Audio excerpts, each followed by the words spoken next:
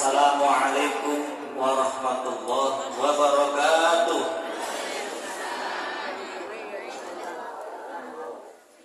Izin abah di hadapan guru agung pemirsa abah, pemirsa Umi, putra dan putri pemirsa abah, pembantu khusus abah jagat, serta para wakil kantin pemirsa abah dan ikhwan akhwat yang berbahagia.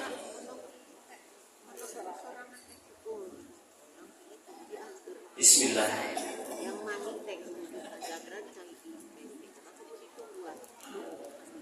Ada kalam dari para ahli sufi,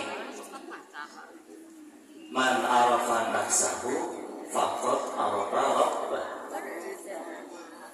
Barang siapa yang telah mengenal diri, pada hakikatnya pasti dia akan mengenal Tuhan. Poin yang paling terpenting adalah diri. Apa itu diri? Diri itu terdiri dari dua tubuh.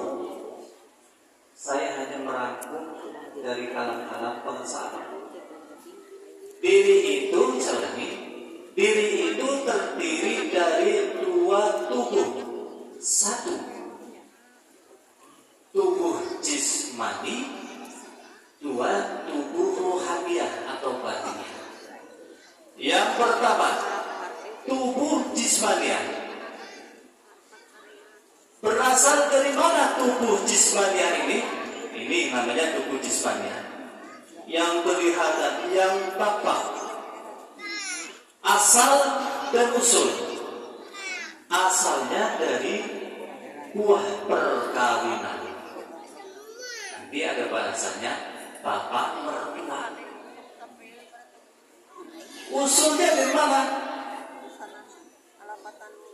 Dari bapak itu orang tua. Usulnya dari orang tua. Bersatunya antara bapak dan ibu ditingkai dalam sebuah perkawinan, maka lahirlah ini tubuh jismaniah. Maka pada hakikatnya tubuh jismaniah ini adalah orang tua kita. Saya ulangi, tubuh jismaniah ini hakikatnya adalah orang tua kita.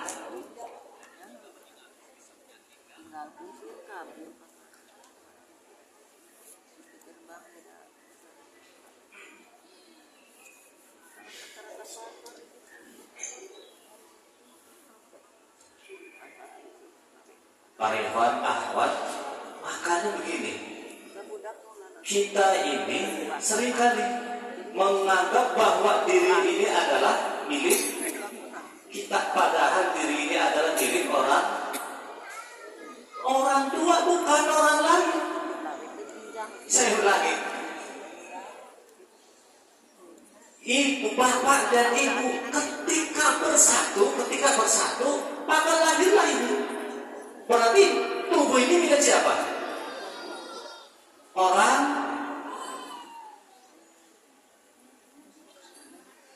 Lalu bagaimana cara kita untuk mengenali tubuh ini? Caranya cuma satu, berbakti kepada kedua orang. Orang yang berbakti kepada orang tua disebut Ahmad. Alif, ha, mim, dan. Lalu bagaimana caranya kita berbakti? Saya ulangi, bagaimana cara kita berbakti kepada orang tua? Sholat, melaksanakan salat. Kenapa berbakti harus melaksanakan sholat?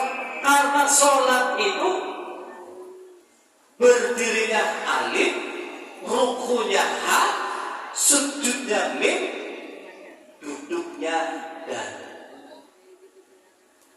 Nah, dari sini, makanya dari sini ada yang mengatakan, kenapa kau Torikoh Khotiriyah Naksabandia Pondok Pesantren Surya Raya Sirnarasa PPKM banyak sholat? Dijawab, karena kita sedang berlatih untuk berbakti kepada kedua orang. Kalau kita tidak sholat, lawan berbakti adalah dur. Kalau kita tidak sholat berarti kita durhaka kepada. Makanya pemirsa Abah mengajari kita bagaimana kita belajar untuk berbakti kepada orang tua. Kebanyakan masuk torikoh banyak sholat, pagi sholat, maghrib, isya sholat. Padahal pemirsa Abah mendidik bagaimana cara kita untuk bisa berbakti sehingga mendapatkan lafal Ahmad. Tubuh yang kedua, tubuh ruhaniah. Ini tubuh ruhaniah.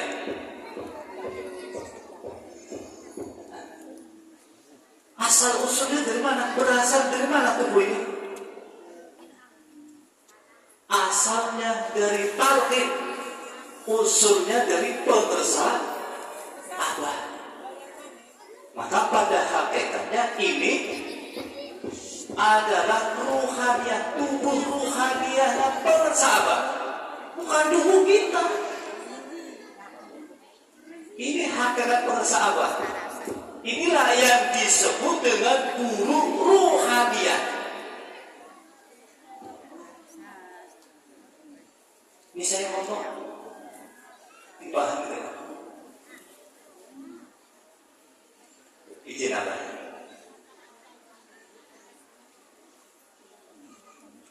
Talqin, asal dari talqin. Ada pemirsa Abah, talqin itu serah terima 3 puji surga, mahwa, naim, firdaus. Dengan kata lain begini, Pak, pemirsa Abah itu menitipkan rahasianya. Kunci itu adalah rahasia. Pemirsa Abah menitipkan rahasianya ke dalam kolbu kita. Kalau pemirsa Abah menitipkan rahasianya kepada kita, otomatis pemirsa Abah akan tahu setiap murid-muridnya berada di mana. Pemirsa Abah kan tahu. Saya punya uang 100.000. Kemudian 100.000 ini saya taruh di jok motor.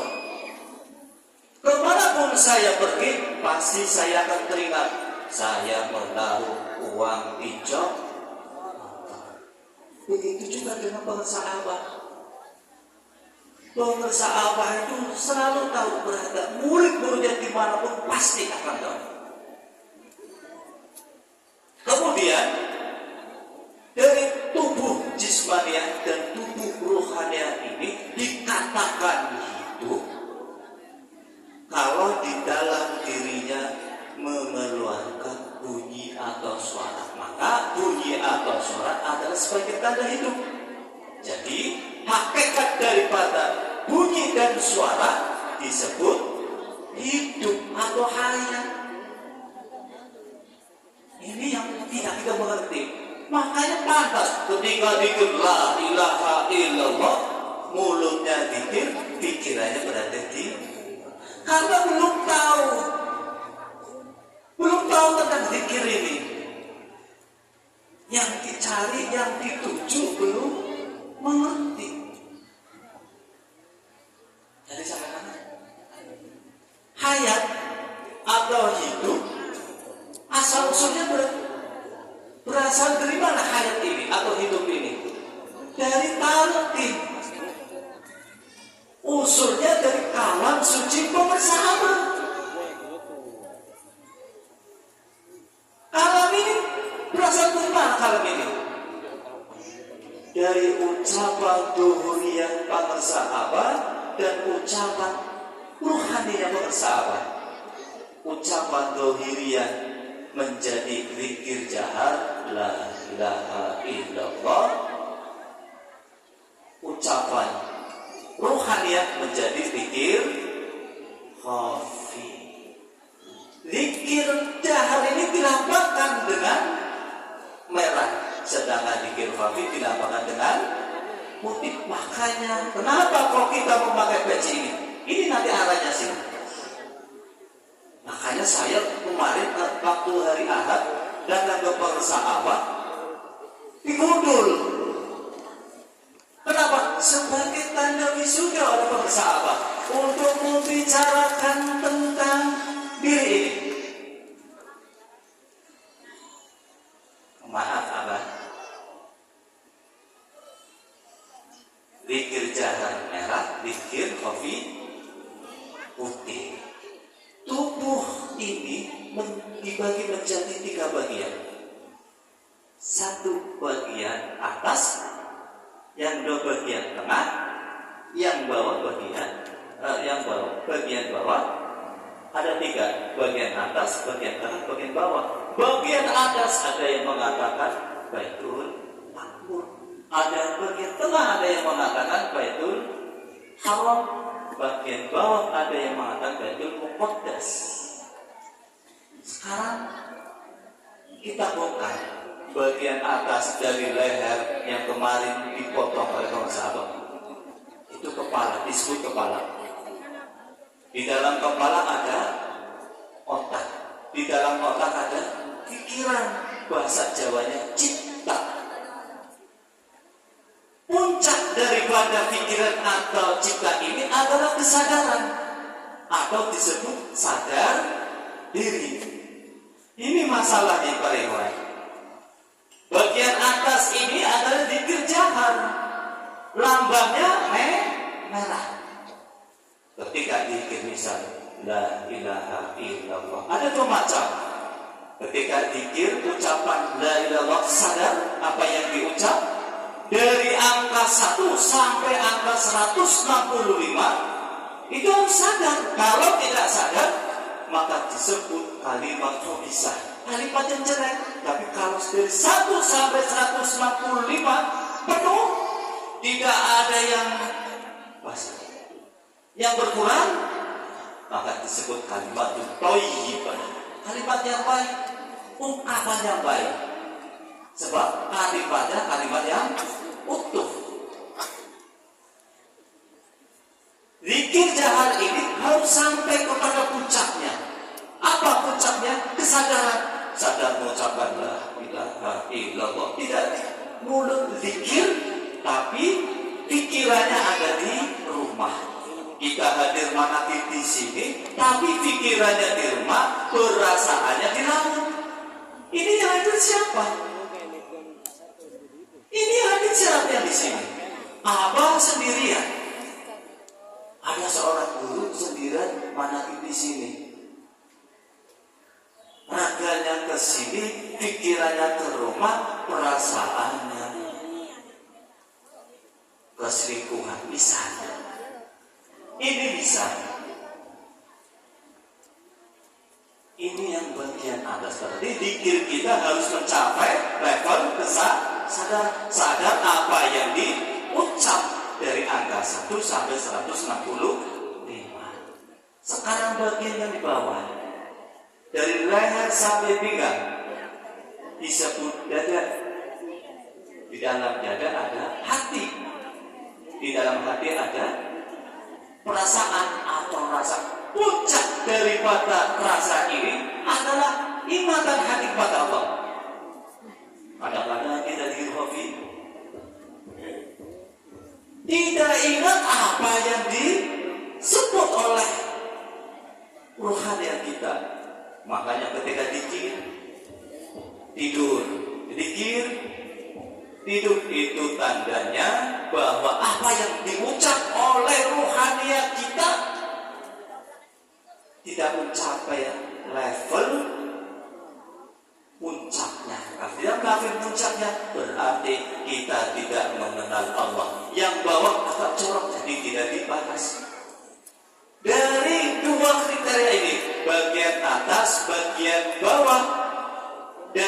kepala sampai ke dada, ini disebut identitas diri. Makanya kalau bapak-bapak pernah sekolah, maka ada foto di dalam rapor dari kepala sampai bawah. Identitas diri. Inilah arahnya bersahabat. Mengapa kita memakai merah putih, peci merah putih? Karena ini adalah identitas diri.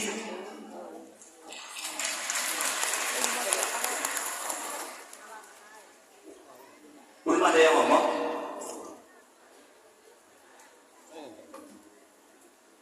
Ini identitas diri. Makanya bersahabat mengatakan al-Islam. Karena di dalam KTP Islam.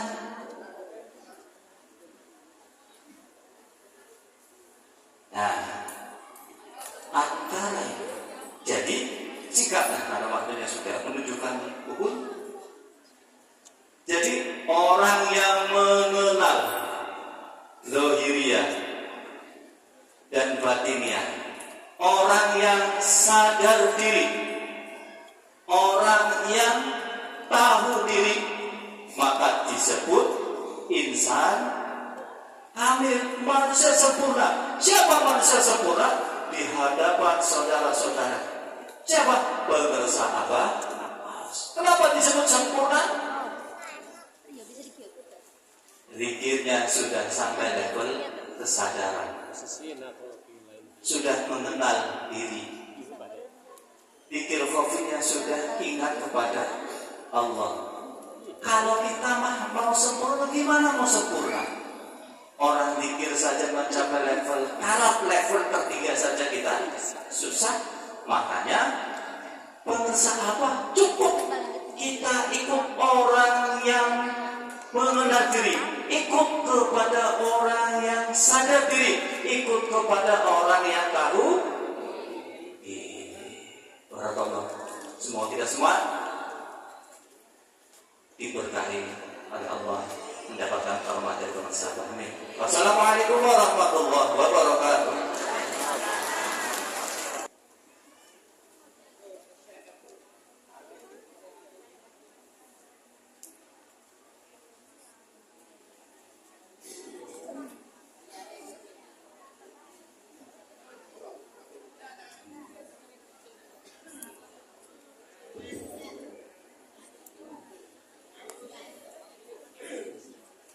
Assalamualaikum warahmatullahi wabarakatuh.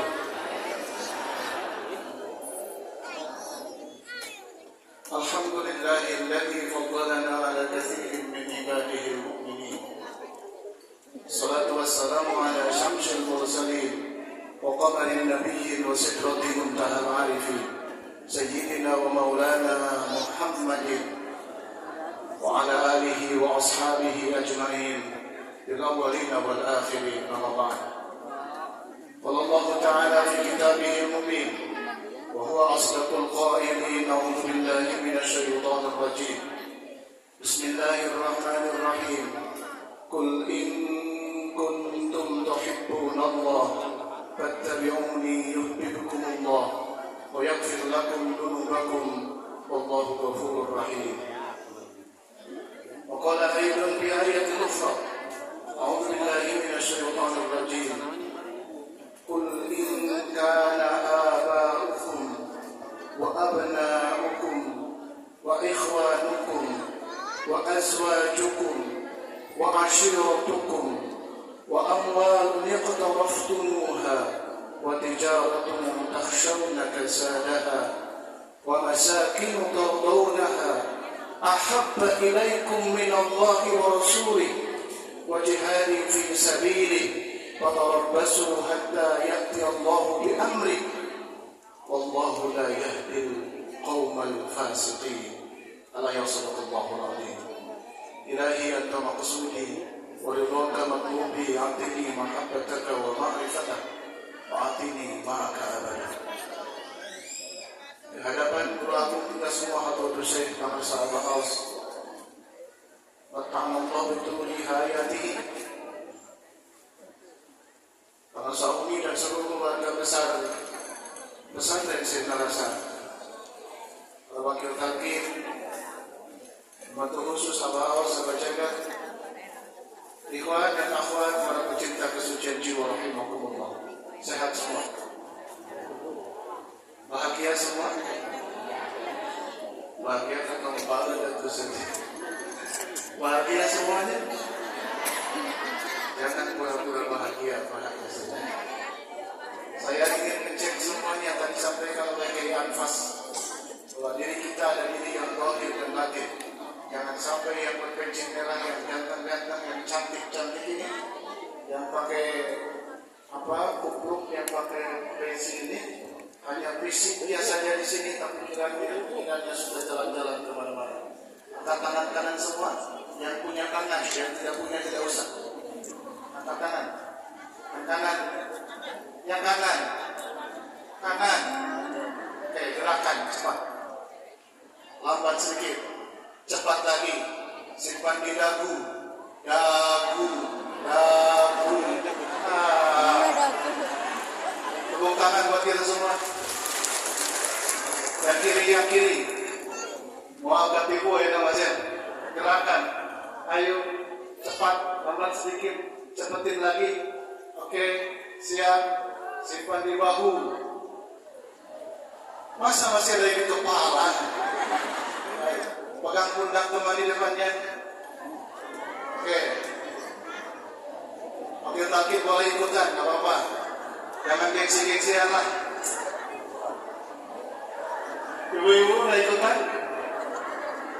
Pijit, kasih pijitan terbaik. Boleh jadi pijitan terakhir, belum tentu sampai bulan depan. Oke, cukup. Anggap cukup saja. Itu hanya trik saya supaya tidak grogi. Salam. Para sahabat dan hadirin sekalian dimuliakan Allah Subhanahu wa taala. Saya secara pribadi dan Sekolah Tinggi Ilmu Dakwah Sinarasa PPKN mengaturkan selamat tahun baru 1446 Hijriah. Alhamdulillahilladzi faddalana ala katsirin min ibadihi. Semoga tahun ini menjadi tahun perjuangan bagi kita semua. Tahun totalitas kita ikut kebahagiaan kita semua. Ayat yang saya bacakan tadi Quran surah At-Taubah ayat 24. Ini bercerita tentang kondisi masyarakat Arab saat itu ketika perintah hijrah datang. Allah menegaskan, katakanlah wahai Muhammad, in kana aba'ukum, kalau seandainya ayah-ayahmu, anak-anakmu, saudara-saudaramu, pasangan-pasanganmu, jamak, bagaimana? Wa azwajukum, karena boleh jadi ada yang pasangannya lebih dari satu.